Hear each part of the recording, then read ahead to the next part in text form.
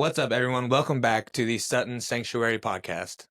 Brand new episodes with special guests and myself coming to you weekly.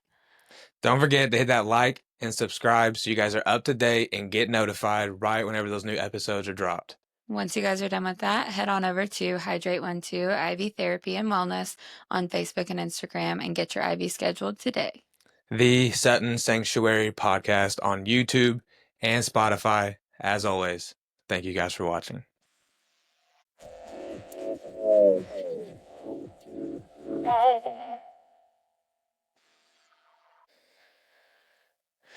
What's up? We're back. You get over there? Yeah, it just felt weird. I get raised a little bit. I was messing with the audio the other day, trying to get it a little bit clearer, see if I could tune some stuff up. So we'll see. What's been going on?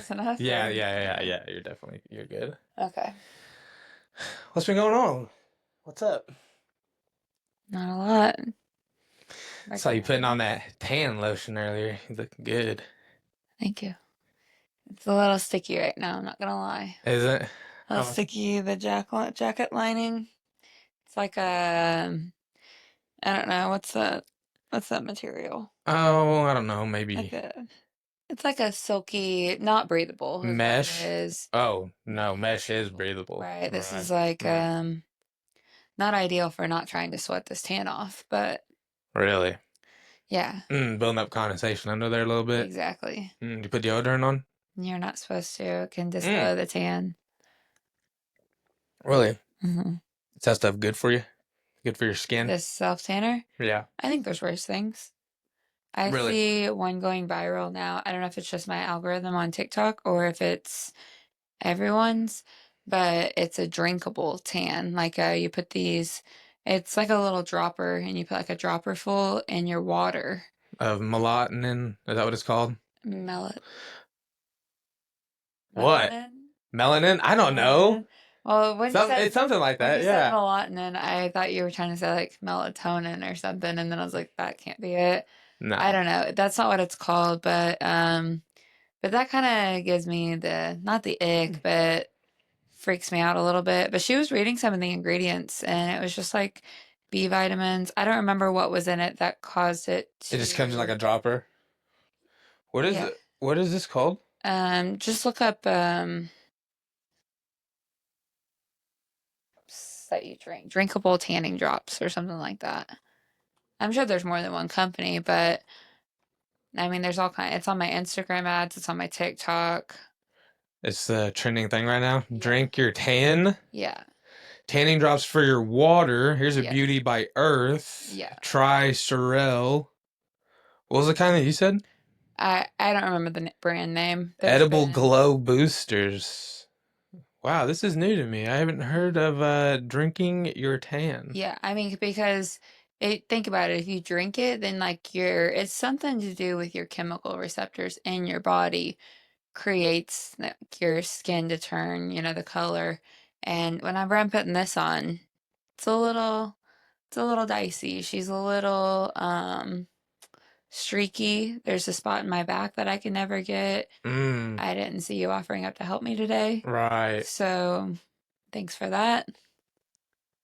How come you think I didn't? I don't know. I was standing there right in front of you. And you saw me. I was trying to get my back while you were standing behind me, and you just... So you can see the self tanner, about $31 you can get the drops. Which isn't bad because that's the Cocoa and Eve that I use, it's probably like $20 for the body stuff, and then it was like $30 for the face mist. So, not to put my... I wonder what that does to your insides. Right. I don't know. If there's any sort of... Is that like doing something... Is it like darkening because, I don't know. I mean, I'm not... Is it burning you on the inside? Is it getting crisp? And so. You're just getting a little dark? You're getting a little crispy? I think it's got to be something to do with like, I don't know, like why do people get like blotchy skin, like blotchy red skin, It's something to do with like a blood production type. I don't know. I'm purely speculating. I haven't tried it. Hmm. I Maybe one gotcha. of these days. Huh. That's interesting. Yeah. Hmm. If you guys haven't noticed yet, I am wearing a hat. I Um. feel like it's pretty hard to not notice. Well, in case you missed it, uh, yeah, it is a little bit symbolic. Um. It is officially the start of mowing season. My At least favorite. here around the Sutton compound, it is mowing season.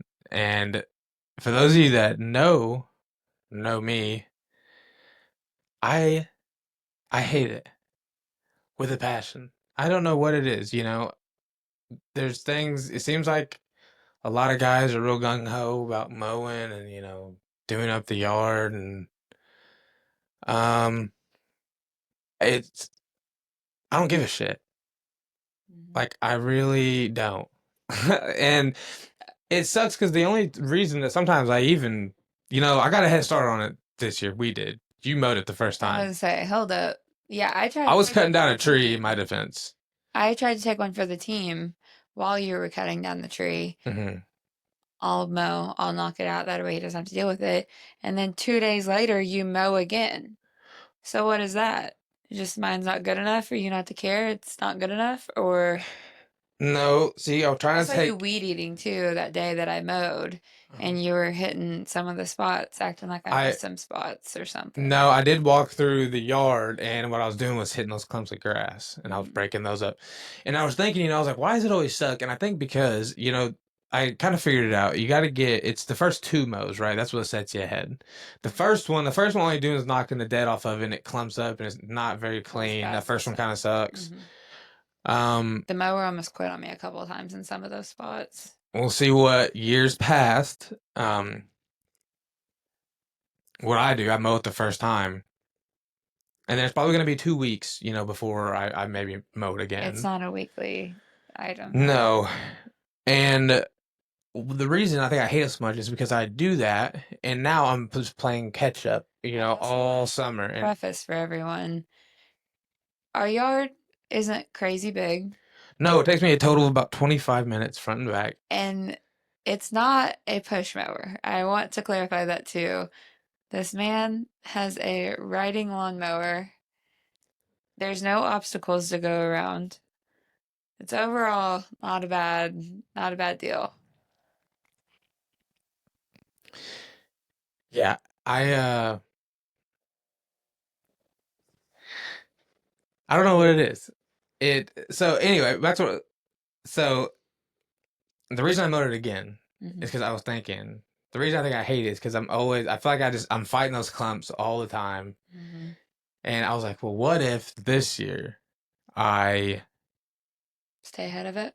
I get ahead of it, and it was getting ready to rain, which it did today. So I was like, Hmm. what if I mowed again and then break those clumps up? Maybe it won't be too bad. Hmm. And now we'll see. Yeah, because usually it's like you're not doing it because like our yard looks like bad per se. It's like a guilt thing. Like if everyone else's yard in the neighborhood looks decent or looks mowed and ours has the weeds and things in it from not being mowed, I feel like that gets you a little bit. but I hold out. You do. You do. I don't go soft on them, No. and I won't. Mm-mm. And I'll let it get to a little jungly Right. where Before Zara's y'all out start getting there. lost. Zara's bobbing and Lost weaving, in the sauce. nose deep. You know. Last year, I remember whenever we hid Easter eggs for them, like it was genuinely difficult because the grass was so tall and there was like places to hide it. This year, it's gonna be pretty easy for them. Yeah, maybe maybe I'll stay ahead of it. We'll see. Well, Easter's tomorrow, and it's mowed. So yeah, they're in good shape this year. They lucked out. Timing was great. Yep. That yard's gonna be fantastic conditions for a hunt. Um, besides a little bit of rain that we got today. Uh, you know, I don't know why. I don't know what it is. It is one thing that I never could get behind, and I've really been tapping into more. I listened to a a podcast. It was that one that I was listening to in the living room the other day with Chris Williamson and that Naval. I don't know how you say his last name. It's something crazy. He's an Indian guy. Uh, He's like a philosopher and entrepreneur and all kinds of stuff. And they're like going on, and like Naval, like his biggest thing is that he's like holistically selfish, and like he uh he doesn't like he doesn't create a schedule. He writes nothing down. He puts nothing on a schedule. Everything that he does is completely spontaneous in the moment. And I'm like, once you have a certain amount of money, obviously you can do that and you can have that kind of schedule. But it's just like the idea of like the freedom, that he was like, and he also was talking about, he was like, especially talking about like communicating with people, he's like, hey, look, he's like, if there's like a conversation that he's like, it just does nothing for me. He's like, I'm just not going to engage. He's like, I won't open it. He's like, I won't reply saying I'm interested. He's like, I'll just erase it and just act like I never saw it. And just completely go. And like, he's painted his whole life like around this, like, and he was like, yeah, he's like, you can call me selfish, like extremely selfish. And I feel like you do that already. yeah, and I feel like I you like to write tap into very that. many things down. I feel like the only thing you really keep organized is this podcast. But everything else, like you don't have a set schedule other than your work. But I mean, Everything else is really about just how I'm feeling. right. Yeah, I think the main reason I even do the schedule for the podcast is just that, like, out of respect of other people's time. Like, really, to me, I would be like, look, you can show up today, whenever, like, to me, it could be that, like, Liz, I wouldn't need it. I could just, like, hey, this day, whenever. But just out of, like, respect of other people's time, Hmm. you put it in a schedule and, and that, like, what he talked about, he's like, whenever you do that, he's like, if you do have things that are important, you need to, not forget. But he's like, for the most part, he's like, everything I do is just instinctual. He's like, and I just whatever is best for me in that exact moment. Is he married? Hmm. I think so. Yeah. He's I'll have to look him up. I can't remember what exactly. He's a yeah entrepreneur and investor, and he what is he involved in? He's got some really good quotes. That whole podcast was awesome. If you haven't seen it, you should check it out. If you're into like insightful, just like mindful. It was like the 44 harsh truths of um this was it. Let me see if I can find the name of this podcast. 44 harsh truths about human nature. And he just like has these insights, and his whole thing is like he wants to simplify it in like the most basic terms, and then he'll like all these videos that he makes are like in reels, they're 3 minutes or less. Like it's quick. He's like one thing that he takes pride in is like the messages, like the short ones that he puts out is like they can't be recompressed any, like it's as basic as it gets, and that's like kind of his whole point of it. Um,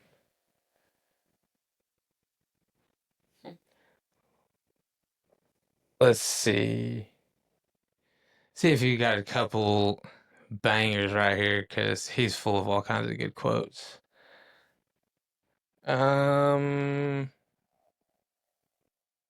One of them that really stuck out to me, I remember he said it was not wanting something is as good as having it. I thought that was interesting. You know, like in life, he's like you think you want these things, and like you see things online or you see things other people have, and like you think you want them, and he's like coming to terms with the fact that like you don't need those things, and like having those, whatever X thing is that you're like wanting. He's like once you realize that that is um not really at the core value of like what's going to make you happy in life. He's like, and you don't want it. He's like, that is like just as good as having it, is realizing that you don't need it.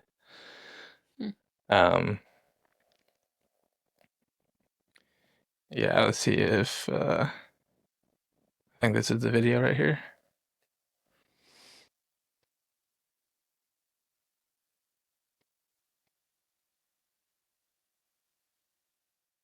statement is true anymore. Like I made that statement a long time ago, and a lot of these things are just notes to myself, and they're highly contextual. They come in the moment, they leave in the moment. Happiness, okay, so very complicated topic, but I always like the Socrates story where he goes into the marketplace and they show him all these luxuries and fineries, and he says, how many things there are in this world that I do not want, right? And that's a form of freedom. So not wanting something is as good as having it. In the old story with Alexander Dionysius, right? Alexander goes out and conquers the world, and he meets Dionysius who's living in a barrel, and Dionysius says, get out of the way, you're blocking my sun. And Alexander says, oh, how I wish I, could be like Dionysius in the next life. And Dionysius says, that's the difference. I don't wish that I could, sorry, Diogenes says, I don't wish to be Alexander. So two paths to happiness, and one path is to success. You get what you want, you satisfy your material needs, or like Diogenes, you just don't want it in the first place. And I'm not sure which one is more valid. Um, and it also depends what you define as success. If the end goal is happiness, then why not cut to the chase and just go straight for it? Does being happy make you less successful? That is a conventional wisdom. That may even be the practical earned experience of your reality. You find that when you're happy, you don't want anything, so you don't get up and do anything. On the other hand, you still got to do something. You're an animal. You're here. You're here to survive. You're here to replicate. You're driven. You're motivated. You're going to do something. You're not just going to sit there all day. Unlikely. Some people do. Maybe it's in their nature. But I think most people still want to act. They want to live in the arena. I've found for myself, as I've become happier is a big word, but more peaceful, more calm, more present, more satisfied with what I have. I still want to do things. I just want to do bigger things. I want to do things that are more pure, more aligned with what I think needs to be done and what I can uniquely do. So in that sense, I think that being happier can actually make you more successful, but your definition of success will likely change along the way. Is that a realization you think you could have gotten to had you have not had some success in the first place? At least for me, I always wanted to take the path of material success first. I was not going to go be an ascetic and sit there and renounce everything. That just seems. But yeah. He Yeah, I just came across him. I guess he had a really good interview with Joe Rogan too, like back in 2019. And Chris Williamson had went on to say that it was like the best podcast that he's ever heard to this day. And it was like because of Naval. But yeah, that was a really good one. It's 44 just ideas, basically just like tweets or notes that just just straight off of his mind that he put out there, and he's super super interesting to listen to. But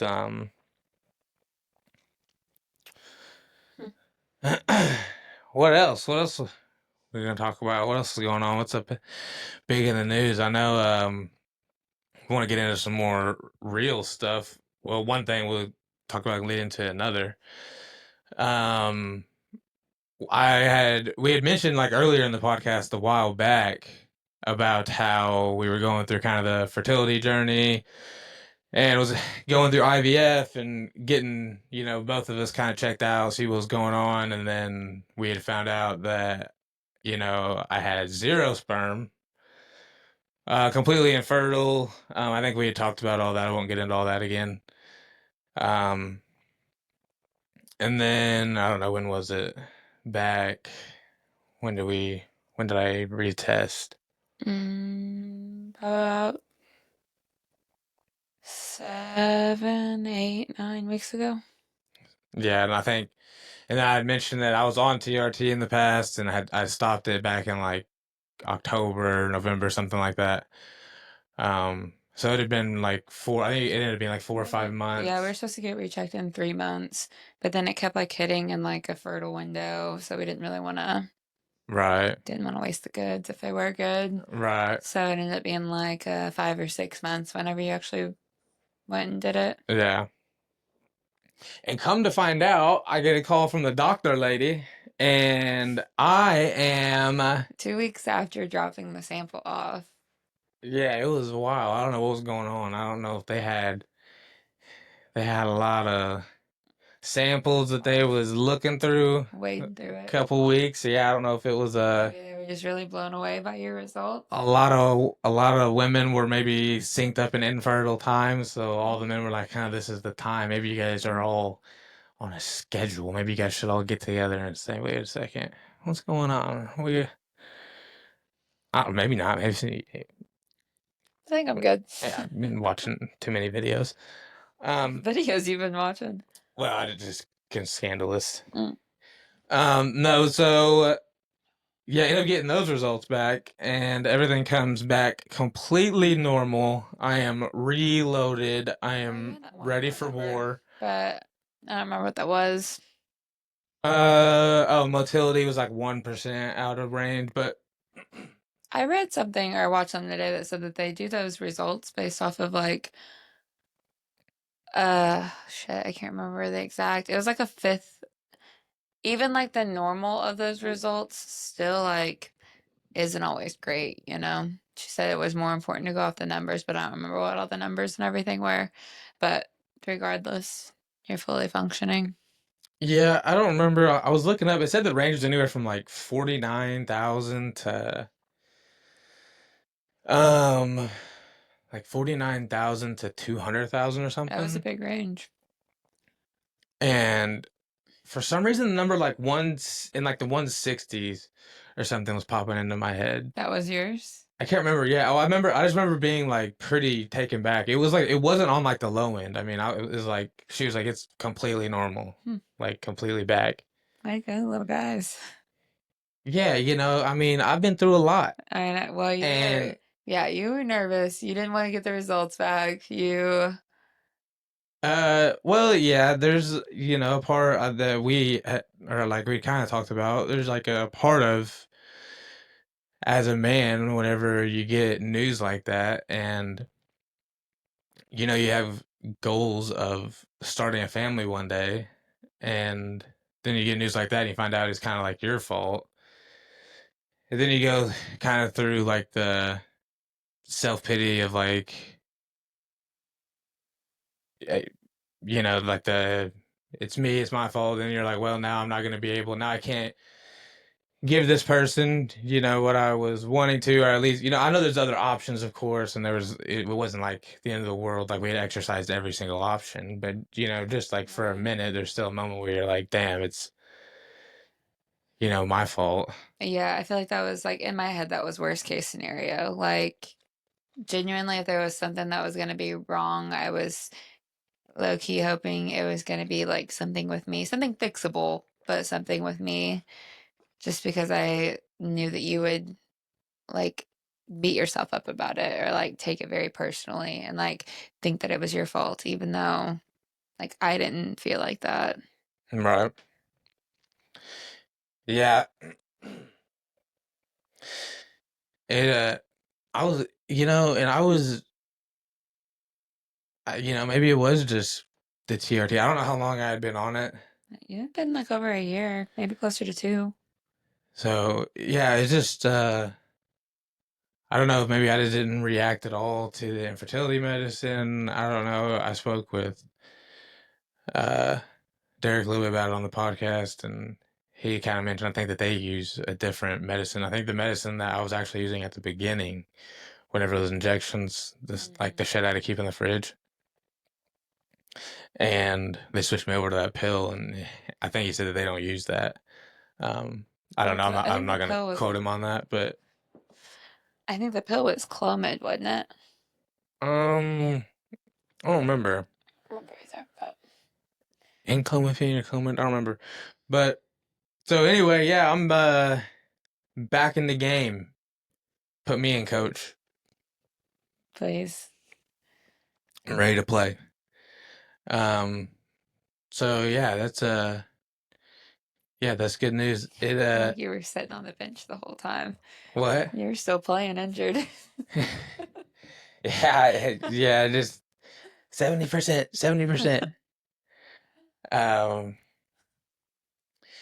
Yeah, well, I don't, it does, it like, is it like weird that not really like, I don't know. I don't want to say it like changes the sex or anything crazy like that, because I don't think that. but it's sort of like it's just like a little bit in the back of my mind. I'm like, huh, I'm like, I'm ready to rock. Oh, Just going from like before, whenever you're fucking I with was the like, purpose now. I was like that. It just- Yeah, I mean, not that I wasn't giving it my all before. I'm just saying, like, you know, there's just, just like in the back of my mind before, Give it whatever, shits and gigs. like, whenever you get like I said, the call from the doctor, and it's like, yeah, you got nothing going on. It's like, fuck. Not that, like, Some people would be happy about that. Different circumstances, Our circumstance, not great, but other people would be like, cool, green right. light, Yeah, I mean, at this point, why are they? It's not just male testosterone. Why haven't they figured that out? Mm. Like, look, we'll just get you Well, I think jacked. it's, I We'll don't, get you. We'll get you a little bit feeling better. You'll be I functioning. don't think that everyone gets it back that easy, though. Yeah, you listen to the horror stories, on the internet, and they talk about Permanent. it could be, yeah, permanent or years or um a long time before it comes back. Not you, though. Not me, like I said, Built different. I have been told I am slightly built different. I told you that. Well, I don't want to put anybody on blast right here on the pod, but Kelly. um, you know, and it just makes sense after everything. The way we bounce back, we just keep coming back, and it only Better make than ever. and it just only makes sense that I got that call now. Uh-huh. No, so that is good news on the real. That was relieving to get that call and to find out things went back to normal. Um, but leading into something a little more controversial. Speaking of, now that kind of on the topic of sex and kids, and the latest remarks, it's been super controversial. I've seen online about RFK's response to um, what what some are calling the autism epidemic. I don't know, however you want to look at it. There's a lot of different views on it. Autism epidemic is kind of, Yeah, I don't like that. I was gonna right. say that's like that's a Sure, very sure, negative connotation. sure. I feel like I said that weird, but yeah. Um, yeah, increased. Now in the U.S., it's 1 in every 31 kids Lot. are now being diagnosed. What did it used to be? Like, I guess we can Um, look it up real quick. let's see. There's a lot of different. I don't know. I'm going off the 90s just because that's when we were, Whenever we were born. yeah. Yeah, what did numbers look like whenever we were born? So in the 90s, significantly lower than it is today. This decade reported rates of 2 to 7 per 1,000 children. Whoa. A tenfold increase from rates of 0.1 to 0.4 per 1,000 children in the 80s. 1 in 500 children were likely to be diagnosed with autism in 1995. What was it, 95? Sorry. I was zoned out thinking. 1 in 500 children were likely to be diagnosed with autism. In 95, 1 in 500 to 1 in 31 now. And then, so we can break this down. I've seen two of the main sides of this argument. One being that it's simply being overdiagnosed. I think that's a lot with mental health these days. Like, was it underdiagnosed back then? Maybe a little bit, but also, like, there's people that think that their kid probably has autism, but just like doesn't want to throw a label on them. But then you get into today's world where everyone's got anxiety, everyone's got depression, everyone's got ADHD, everyone's got some sort of mental health diagnosis, Right. Yeah, the one side, saying the numbers have always been there. It's just now overdiagnosed, and then the other side saying that no, it's more. So on the other side, there's another gray area where it kind of becomes confusing for me anyway. It's like what are like 1 in 31, okay? Because you see people now that are like coming out saying they've been diagnosed autistic, and if they didn't tell you, you probably wouldn't know. Yeah. Like maybe they're a little like I don't know Barely on the off, or there's spectrum. like a little something like kind of quirk about them, or quirk. I don't know, Quirk. like kind of just something. But like if they hadn't told you, you probably wouldn't even know. Right. Just thought they were a different personality. Yeah. Yeah.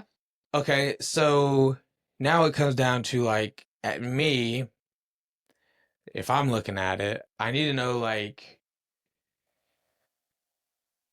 A range. yeah, at like Mhm. because then there's people that are noticeably and Mhm. obviously autistic, right? It's very obvious, okay? So those are more of the cases that I would like to see. Right. Like People that are like barely on the spectrum and can find different ways to cope with certain things, like that's not that concerning, you know?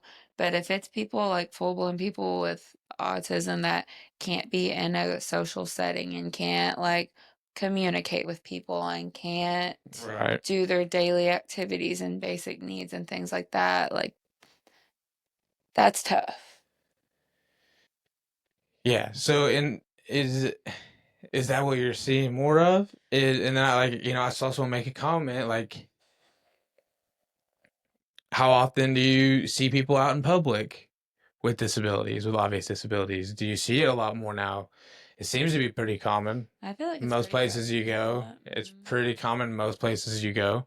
Do you think it's kind of hard to tell too now? Because like autistic people usually like have interest in very specific things, and like I feel like it's hard to kind of figure out people's personalities just by looking at them when you've got like iPad kids and everything. You know what I mean? Because I feel like a lot of people can just,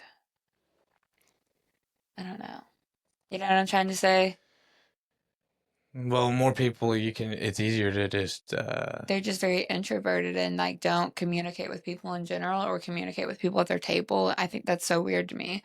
Like, why would you go out in public and each be on your phone, like watching videos and stuff too? Not even just like scrolling through social right, media. You're like watching, completely engaged you're with watching something an else. episode or Yeah. yeah.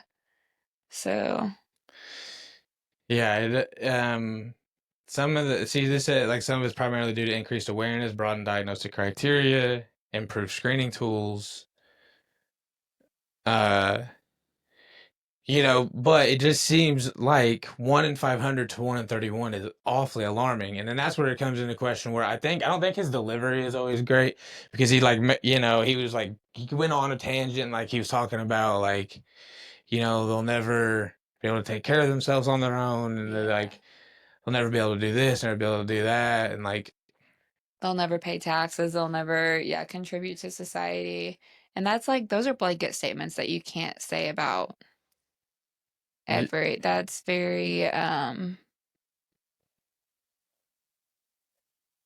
don't know the word, but you can't group every person right. in the same category like that. That's like saying, Especially whenever the spectrum is so much broader now, yeah, much broader now, yeah, and but I do think he makes a good point in like, is it something related to in our food, in our water, in vaccines? Is there something else going on that's speeding this up? And it's tough because whenever you say these things, people want to automatically crucify you and think that you're trying to say that autistic people. you're trying to say that they're like it's the worst thing in the world, and that I don't think that's what anyone's saying. That's definitely not what I'm saying. No. But I read this really nice story. Uh, it was pretty viral online, and this woman that had autistic children, she was speaking on RFK's comments, and she wrote like a very real story, and she was like, "Here's the thing." She's like, "The reality is like being a parent." She's like, "The money you have to spend, like taking care of this person 24 hours a day." They're like, "It's a lot." That's like the reality of it. Like so she's saying her whole point was being, if there's something that's intentionally causing this, like, and there's at least a way to like mitigate that Mhm. and kind of reduce that a little bit. Like I don't see what the issue in that is. Sometimes I think it's just the The delivery, delivery stuff, yeah. and people get lost in the delivery, People and get their feelings hurt very easily too. Like most people with autistic kids, I feel like probably hear him say things like that or hear others say things like that and immediately go on the defensive. And I get it to an extent, you know what I mean? Mhm. But also it can be easy on all the kids with autism dealing with, like living in Right. that kind of like fight or flight mode every single day. Yeah, that was another part of her story. She was like, and life's not easy for my child all the time either. Like it's not a comfortable way to live all the time. Again, and it's not like slamming anyone that has autism or deals with it, but you know, the reality is it's tough on people. Mm-hmm. And if it is something that, like I said, can be controlled, or it's something that we're doing to ourselves, at the very least, like, you know, It's not like a requirement, you know what I mean? It's a very like if it's a modifiable factor, then why wouldn't you want like I don't know. yeah, well, why wouldn't you want the healthiest version of your child that you Right. could, especially if it's something that is like being intentionally caused and No one would wish an illness on their child. Like, and I hate to say autism is an illness, but it's not a perfectly healthy child doesn't have it. right. Yeah, it's a tough subject. I think that's I know it's a hot topic right now, and like I said, I think yeah, his delivery of it probably wasn't great. Some of the extra comments maybe could have been avoided, but like I said, I do think at the end of the day, the numbers are pretty alarming, and it just makes you wonder if there's any correlation to that, and then what else is that's been spiked all just due to things that we actually could have had control of the whole time, or at least mitigated, and um, so. I don't know. Like I said, you know, I understand I guess the feeling of like kind of feeling like you're under attack by the message, but I don't know. Like I said, I'm on the side if it's something that can be controlled and it's something that um is, it's not actually some people say that, like it's natural, it happens. What if it's not? It's an actually unnatural thing that shouldn't And it be. might at a lower rate, but I don't think it's natural that it happens at this high of a rate.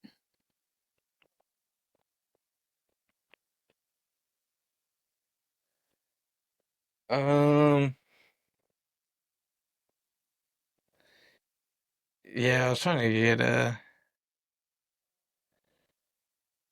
number on the rates of it here recently, but I don't know. That was something that I was just it came to mind whenever we were talking about the news of fertility recently, and then it's a subject that not a lot of people like to talk about, and uh, like I said, I know there's a strong case for it. I don't know. It's the over. You think about like just over prescribing people of it. Diagnosing. Over diagnosing of people, and I don't know, it just doesn't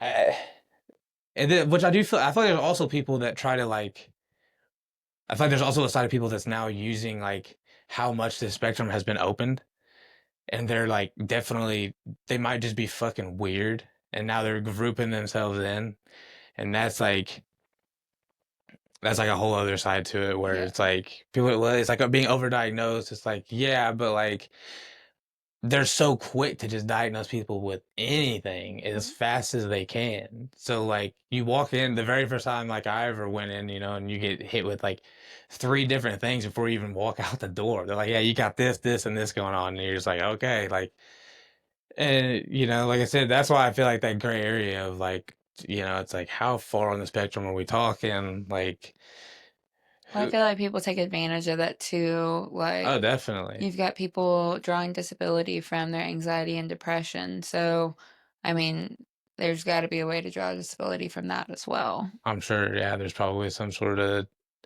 sick side to it that It's easier receive than going to work every day. benefits and, parents taking advantage of these kids and, yeah, so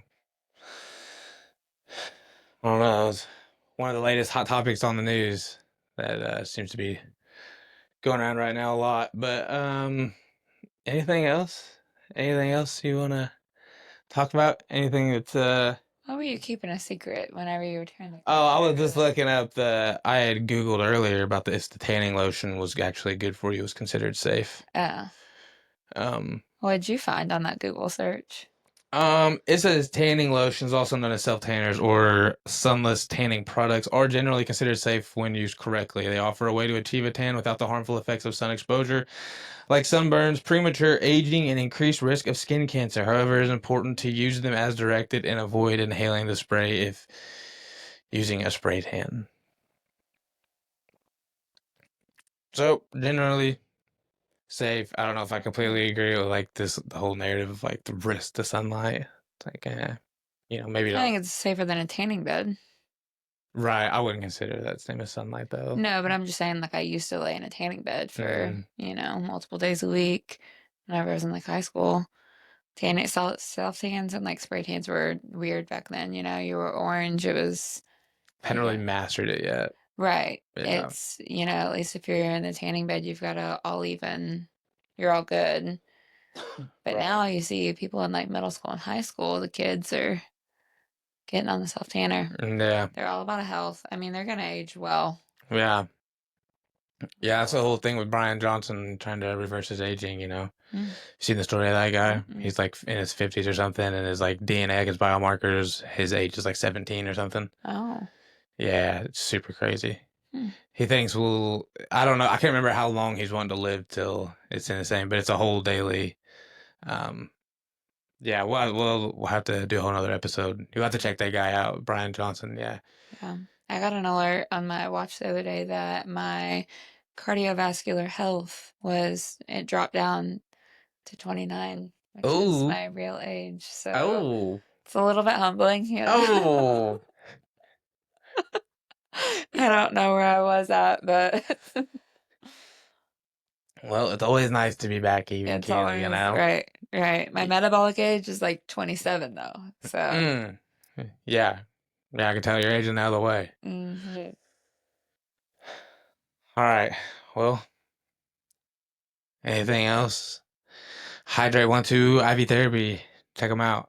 Facebook and Instagram. We got new episodes coming out every single week. This one's gonna come out. I think same day film this. I think I'm gonna probably go ahead and get it out tonight. So it'll be a little surprise Exciting pop news in the out future. episode. Exciting news coming in the future. Stay tuned here in the next month or two. Some jaw-dropping news for everybody involved. To you. Coming to you. You're gonna hear it here probably second, but it'll be fine. We'll see. So stay tuned. Thank you guys. Make sure you guys are liking and subscribing. Make sure you share with your friends. We appreciate it. Love you guys. Peace.